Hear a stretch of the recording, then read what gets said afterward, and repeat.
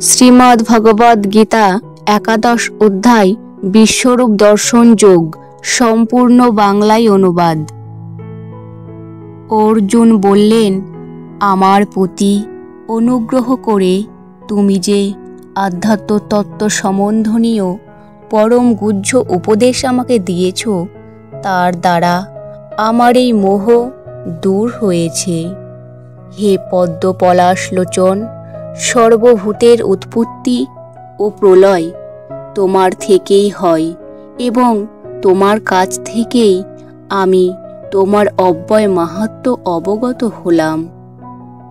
হে পরমেশ্বর, তোমার সম্বন্ধে যেরূপ বলেছ, যদিও আমার সম্মুখে তোমাকে সেই রূপেই দেখতে পাচ্ছি, তবুও হে পুরুষোত্তম, তুমি যেভাবে এই বিশ্বে প্রবেশ করেছ, আমি তোমার সেই ঐশ্বর্যময় রূপ দেখতে ইচ্ছা করি। হে প্রভু, তুমি যদি মনে করো যে আমি তোমার এই বিশ্বরূপ দর্শন করার যোগ্য, তাহলে হে যোগেশ্বর, আমাকে তোমার সেই নিত্য স্বরূপ দেখাও। শ্রী ভগবান বললেন, হে পার্থ, নানা বর্ণ ও নানা আকৃতি বিশিষ্ট শত শত ও সহস্র সহস্র আমার বিভিন্ন দিব্য রূপ সমূহ দর্শন করো। হে ভারত, দ্বাদশ আদিত্য, অষ্টবসু, একাদশ রুদ্র, অশ্বিনী কুমারদ্বয়, 49 মরুত এবং অনেক অদৃষ্টপূর্ব আশ্চর্য রূপ দেখো। হে অর্জুন, আমার এই বিরাট শরীরে একত্রে অবস্থিত সমগ্র স্থাবর জঙ্গ মাহাত্ম্য এবং অন্য যা কিছু দেখতে ইচ্ছা করো তা এক্ষণে দর্শন করো।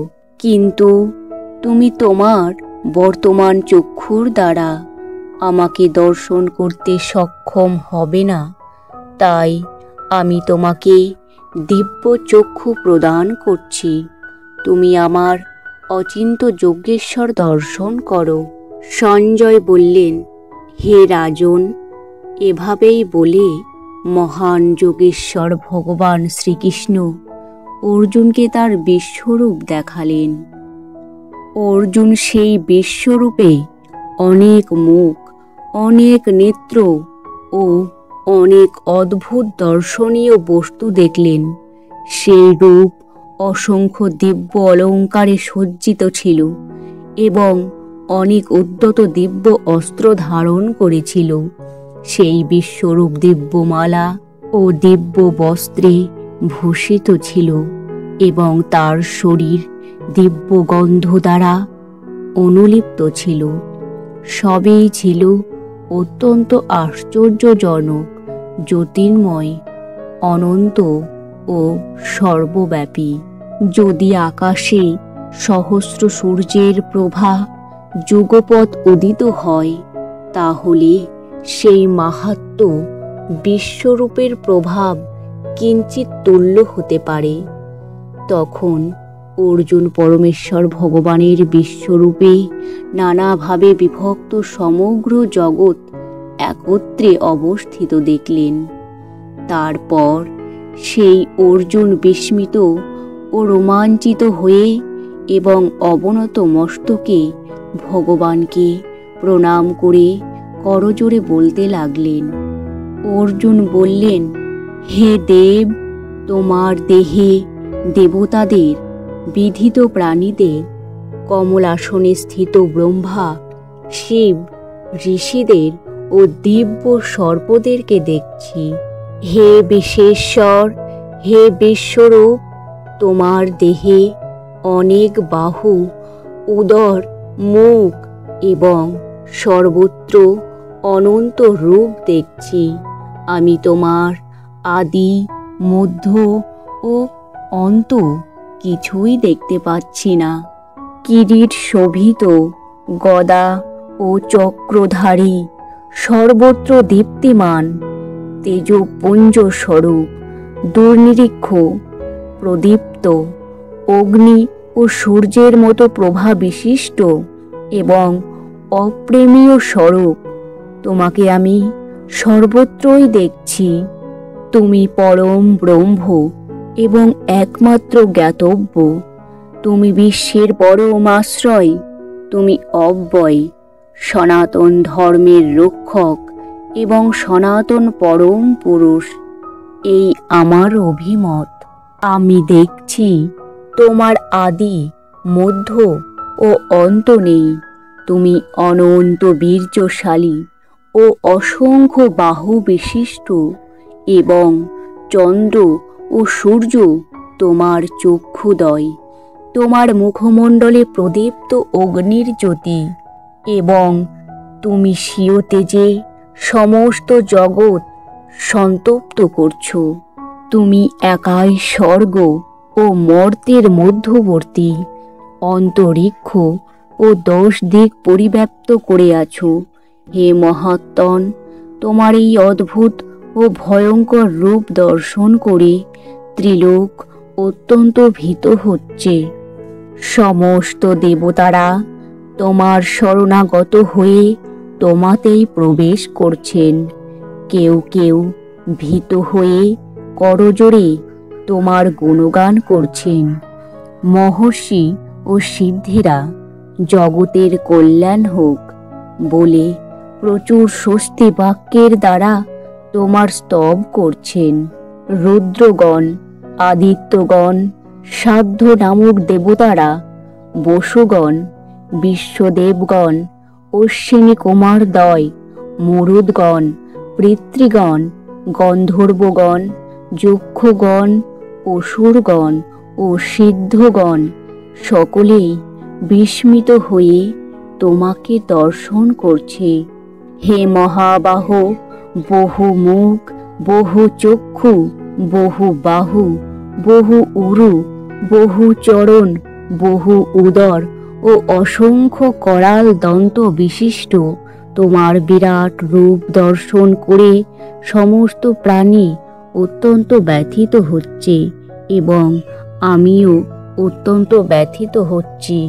হে বিষ্ণু, তোমার আকাশস্পর্শী, তেজময়, বিধিত বর্ণযুক্ত, বিস্তৃত মুখমণ্ডল ও উজ্জ্বল আয়ত্ত চক্ষু বিশিষ্ট তোমাকে দেখে আমার হৃদয় ব্যথিত হচ্ছে এবং আমি ধৈর্য ও সম অবলম্বন করতে পারছি না।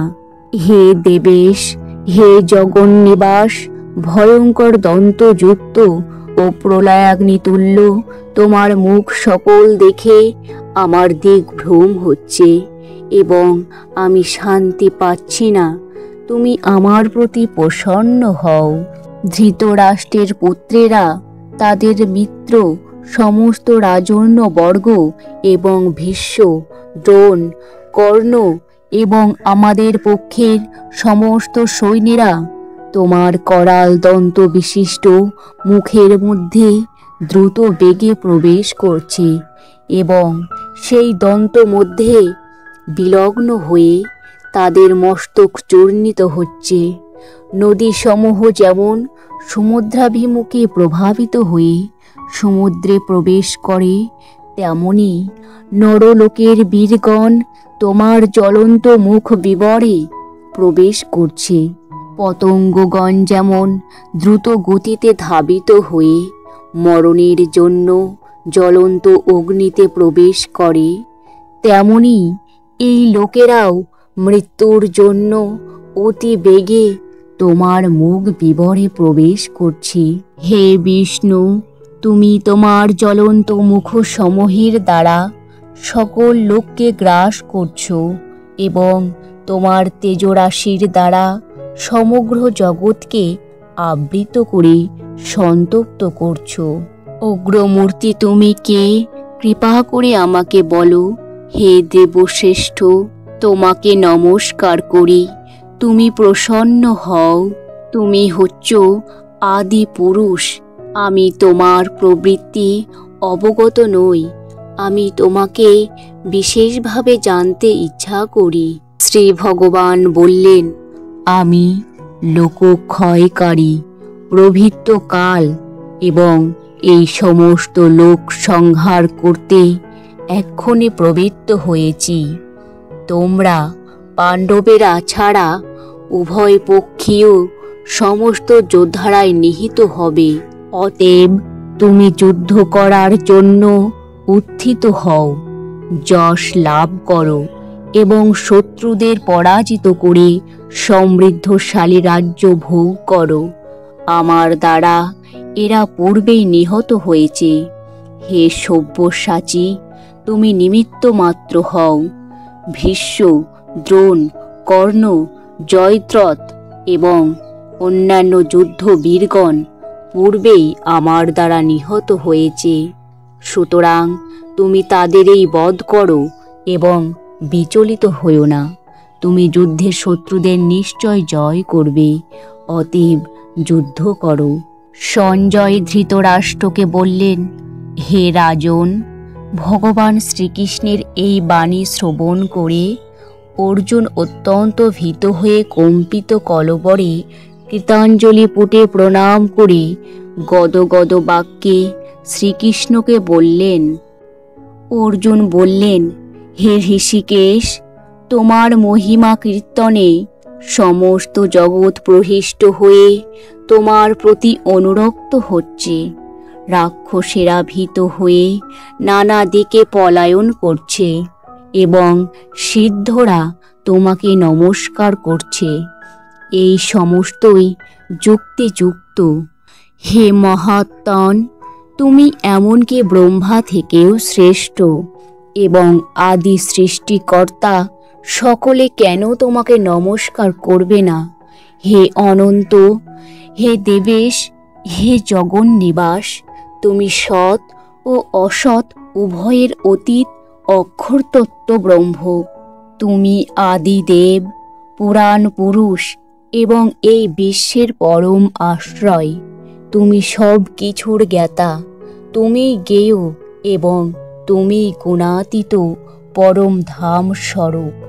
হে অনন্ত রূপ, এই জগৎ তোমার দ্বারা পরিব্যাপ্ত হয়ে আছে। তুমি বায়ু, যম, অগ্নি, বরুণ, চন্দ্র, প্রজাপতি, ব্রহ্মা ও পিতামহ। অতএব তোমাকে আমি সহস্রবার প্রণাম করি, পুনরায় নমস্কার করি এবং বারবার নমস্কার করি। হে সর্বাত্মা, তোমাকে সম্মুখে, পশ্চাতে ও সমস্ত দিক থেকেই নমস্কার করছি। হে অনন্ত বীর্য, তুমি অসীম বিক্রমশালী, তুমি সমগ্র জগতে ব্যাপ্ত। অতএব তুমি সর্বস্বরূপ।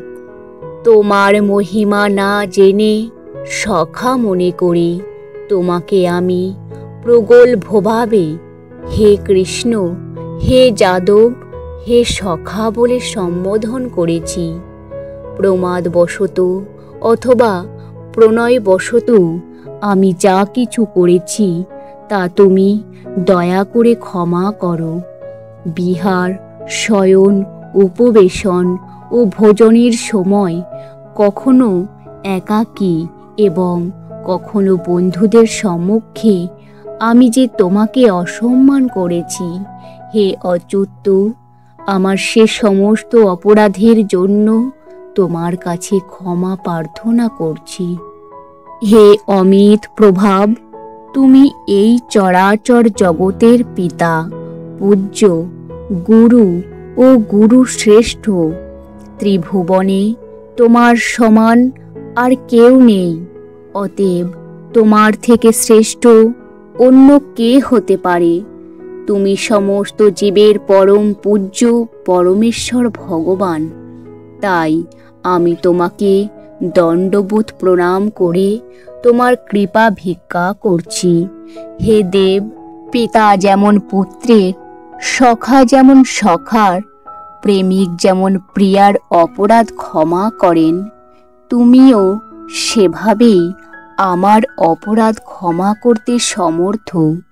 তোমার এই বিশ্বরূপ যা পূর্বে কখনো দেখিনি, তা দর্শন করে আমি আনন্দিত হয়েছি, কিন্তু সেই সঙ্গে আমার মন ভয়ে ব্যথিত হয়েছে।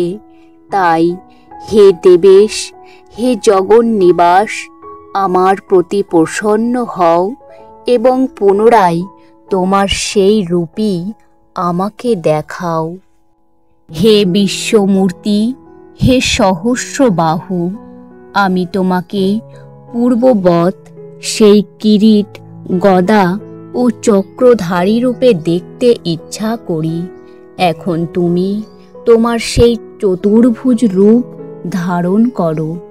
শ্রী ভগবান বললেন, হে অর্জুন, আমি প্রসন্ন হয়ে তোমাকে আমার অন্তরাঙ্গা শক্তি দ্বারা জড় জগতের অন্তর্গত এই শ্রেষ্ঠ রূপ দেখালাম। তুমি ছাড়া পূর্বে আর কেউই এই অনন্ত, আদি ও তেজোময় রূপ দেখেনি। হে কুরুশ্রেষ্ঠ, বেদ অধ্যয়ন, যজ্ঞ, দান, পূর্ণ কর্ম ও কঠোর তপস্যার দ্বারা এই জড় জগতে তুমি ছাড়া অন্য কেউ আমার এই বিশ্বরূপ দর্শন করতে সমর্থ নয়। আমার এই প্রকার ভয়ঙ্কর বিশ্বরূপ দেখে তুমি ব্যথিত হও না। সমস্ত ভয় থেকে মুক্ত হয়ে এবং প্রসন্ন চিত্তে তুমি পুনরায় আমার চতুর্ভুজ রূপ দর্শন করো। সঞ্জয় ধৃতরাষ্ট্রকে বললেন, মহাত্মা বাসুদেব অর্জুনকে এভাবেই বলে তার চতুর্ভুজ রূপ দেখালেন এবং পুনরায় দ্বিভুজ সৌম্য মূর্তি ধারণ করে ভীত অর্জুনকে আশ্বস্ত করলেন। অর্জুন বললেন, হে জনার্দন, তোমার এই সৌম্য মানুষ মূর্তি দর্শন করে এখন আমার চিত্ত স্থির হলো এবং আমি প্রকৃতস্থ হলাম। পরমেশ্বর ভগবান বললেন, তুমি আমার যে রূপ দেখেছ তা অত্যন্ত দুর্লভ দর্শন। দেবতারাও এই নিত্য রূপের সর্বদা দর্শনাকাঙ্ক্ষী। তুমি আমার দিব্য চক্ষুর দ্বারা আমার যে রূপ দর্শন করছো সেই প্রকার আমাকে বেদ অধ্যয়ন, তপস্যা, দান ও পূজার দ্বারা কেউই দর্শন করতে সমর্থ হয় না।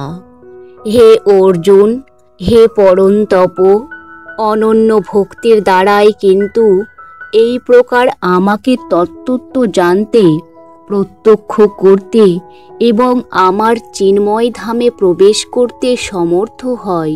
হে অর্জুন, যিনি আমার অকৈতব্য সেবা করেন, আমার প্রতি নিষ্ঠাপরায়ণ, আমার ভক্ত, জড় বিষয়ে আসক্তি রহিত এবং সমস্ত প্রাণীর প্রতি শত্রুভাব রহিত, তিনি আমাকে লাভ করেন।